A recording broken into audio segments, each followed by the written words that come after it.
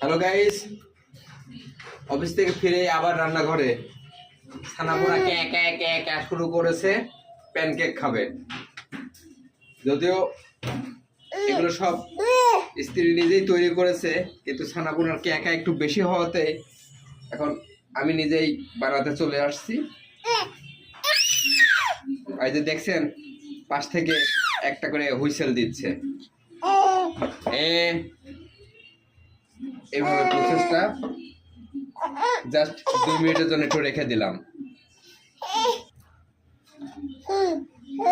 প্রায় 2 মিনিট পর দেখি, এই যে হয়ে গেছে প্রায়। এই যে উপরে যখন একটু বুদবুদ আকার দেখবেন, ভাববেন যে এটা হয়ে গেছে। আমি একটু ওই পাশটা গরম করে নিই, অসুবিধা নেই। এই যে কি সুন্দর, কি সুন্দর।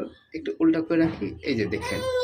ব্যাস, এবার প্যানকেকগুলো পরিবেশনের জন্য তৈরি। এই যে দেখুন কি সুন্দর কালার এসেছে। ওয়াও।